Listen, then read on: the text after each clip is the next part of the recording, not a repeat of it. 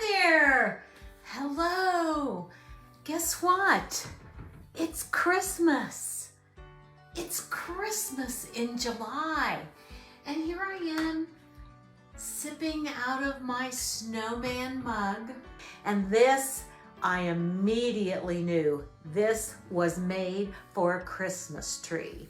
I actually love the patina of this old paint that's on there because I like to paint rustic and rough textures. Is this little Frenchie. See this tip on here? It's gonna give me the outline I want. But I'm gonna do the same thing that I do almost on all of my backgrounds, is I'm gonna pick up a piece of chalk. This is just chalkboard chalk. And I'm gonna sketch out the Christmas tree that I'm gonna paint on here.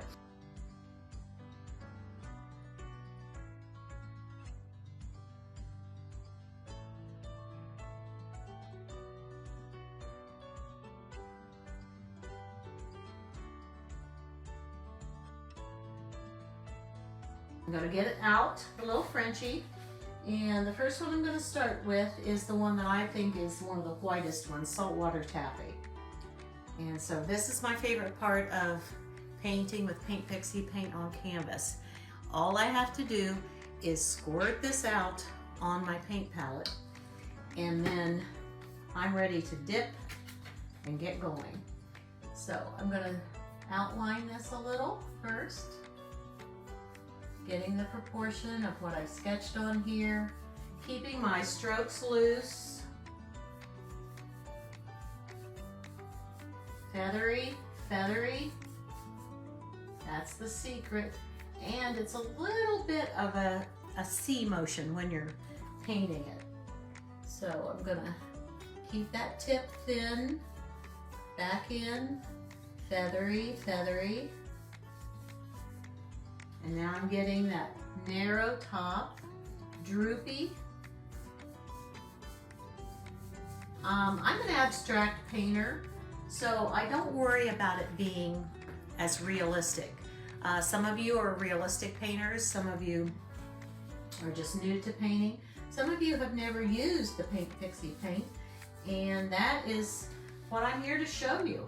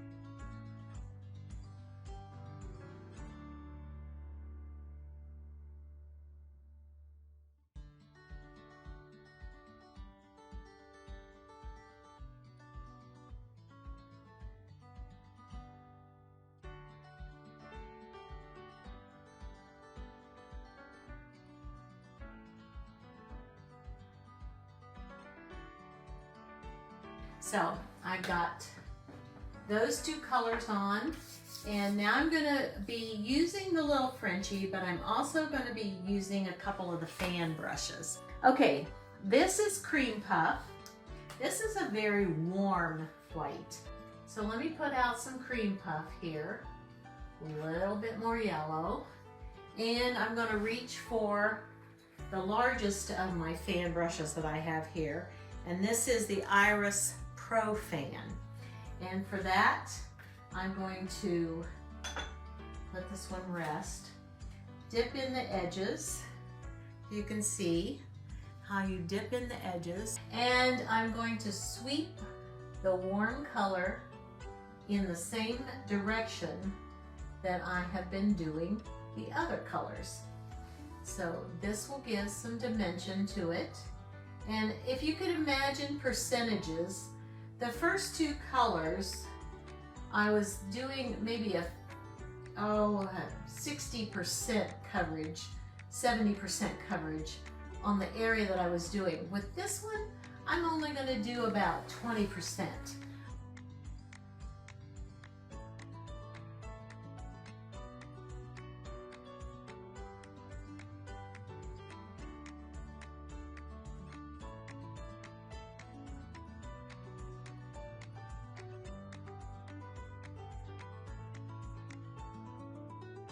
The glazed donut, and I'm going to do the same thing that I always love to do, which is squirt that out right here. And when I put my colors side by side, this is a handy way to start using the paint. If you haven't used it before, you're going to love it. I'll take a little bit of the new color and a little bit of the previous color and make a third. So what I've done is I've lightened up the glazed donut, and I'm going to go in here and see where I want those pieces that are a little bit more of a medium color. And this is going to be a little more random. So if I were saying how much of this, maybe 10%.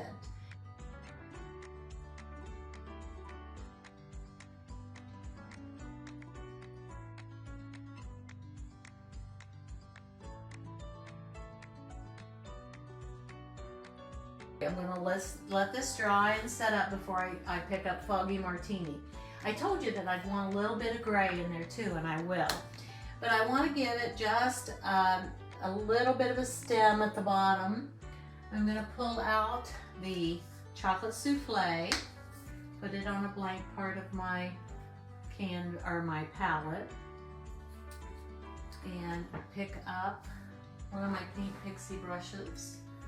I think I will use my angled, my Pro Angle. This one, I'll just put in the stem, which is just a little bit wider than the center. And that's where the tree is growing from. I'm just going to let that run out at the bottom.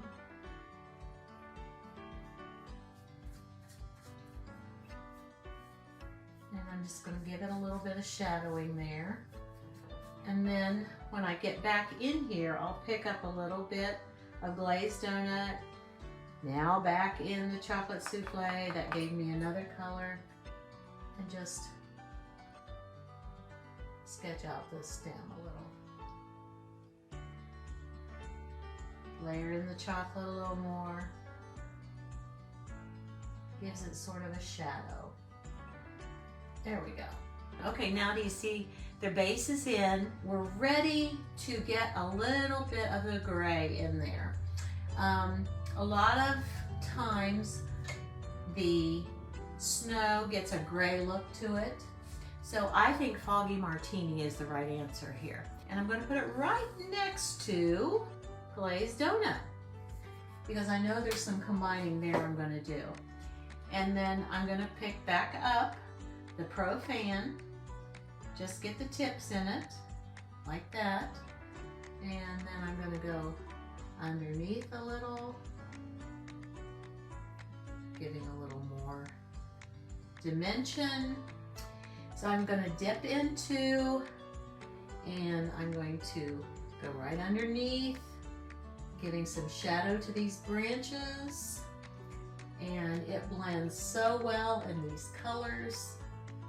And this is going to be just a cute way to repurpose an old ironing board.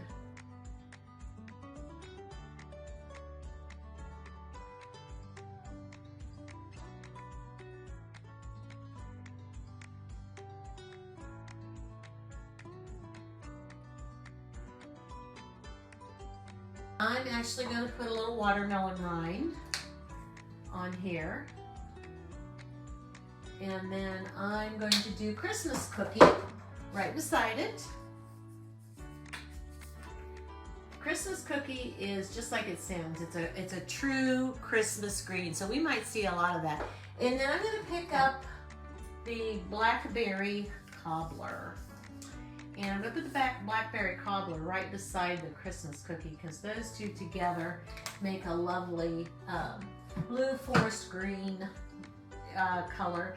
I'm going to put away my Pro Fan, and I'm going to pick up my cat's tongue.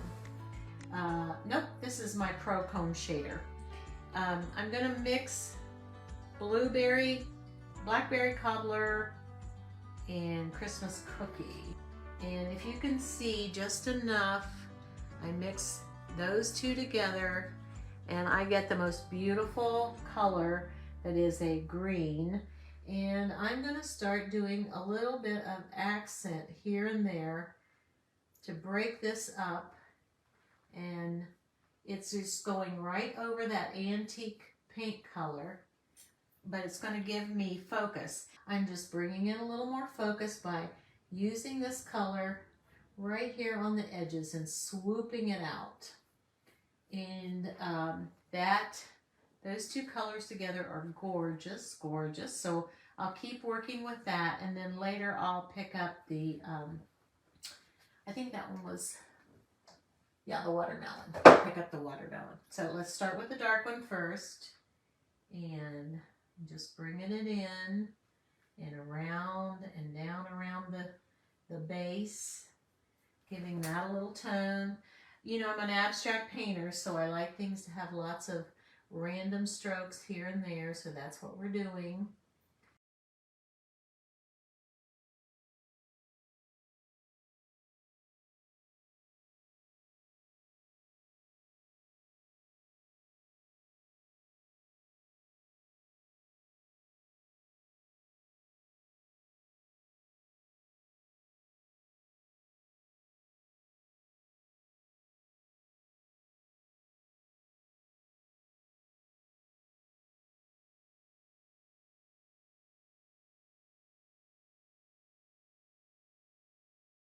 I have a little bit of watermelon rind there right beside it, and I'm going to pick that up too.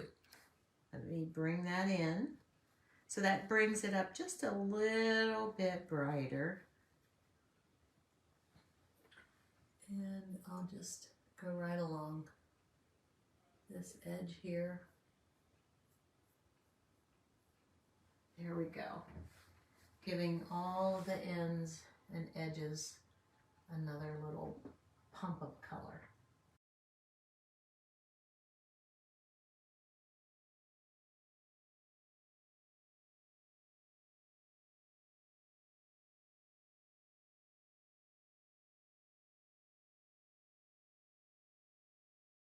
And this is my finished tree of Christmas in July. So now I'm going to sip my Christmas coffee drink and enjoy this frosty tree. I'm going to call it Frosty Tree.